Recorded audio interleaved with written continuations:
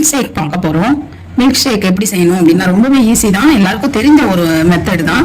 இருந்தாலும் நம்ம கெஸ்ட்டு வந்தால் உடனே அவங்களுக்கு செஞ்சு கொடுக்கலாம். குழந்தைங்களுக்கு இதை எந்த மாதிரி கொடுக்கலாம், அதாவது ஒரு ஐஸ் சாப்பிடுவாங்க இல்லையா, அதாவது பால் ஐஸ் அந்த மாதிரி சாப்பிடுவாங்கல்ல, அது மாதிரியும் நம்ம செஞ்சு காமிக்க போகிறோம்.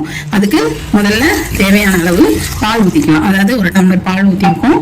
அதுக்கு கொஞ்சமாக அந்த பாலுக்கு தேவையான அளவு சுகர் சேர்த்துருக்கோம். அந்த சுகர் சேர்த்த அளவுக்கு பால் பவுடர் சேர்த்துருக்கோம். ஒரு 3 ஏலக்காய் சேர்த்துக்கலாம். மிக்சியில் அடிச்சிடுங்க. இதை நாம் இப்போ மிக்சியில் அடிச்சுட்டு வந்துடலாம். இப்போ நம்ம மிக்சியில் அடித்து எடுத்துகிட்டு வந்துட்டோம். இதை நீங்கள் இதே மாதிரி மில்க் ஷேக்காகவும் கொடுக்கலாம். இந்த மாதிரி அப்படியே நீங்கள் ஃப்ரிட்ஜில் கொஞ்சம் நேரம் வச்சு கொடுத்தீங்கன்னா நல்லா ஜில்லுன்னு இருக்கும். இதே மாதிரியும் கொடுக்கலாம். குழந்தைங்களுக்கு கொடுக்கும்போது இதே மாதிரி சின்ன சின்ன டம்ளர் இருந்தால் நீங்கள் ஊற்றி வச்சுடுங்க.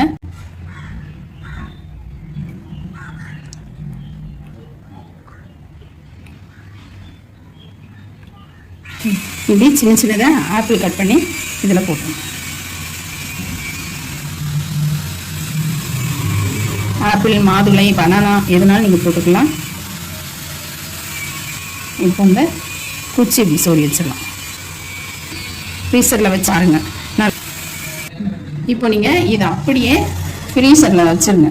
ஃப்ரீஸில் வச்சுட்டிங்கன்னா 5 மணி நேரம் கழித்து நம்ம பார்க்கலாம்.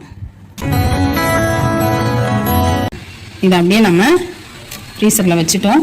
இன்னும் 5 மணி நேரம் கழித்து நம்ம பார்க்கலாம். நம்ம ஃப்ரிட்ஜில் 6 மணி நேரம் வச்சுருந்தோம் இல்லையா, இப்போ அதை எடுத்துட்டோம். எப்படி இருக்குது பாருங்கள்.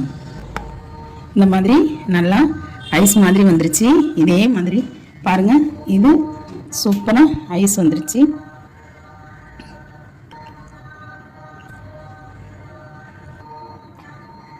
A few moments later. இதே மாதிரி பால் ஐஸ் மாதிரி ரொம்ப டேஸ்டியாக இருக்கும். இந்த மாதிரி செஞ்சு கொடுங்க. சூப்பரான பால் ஐஸ் ரெடி.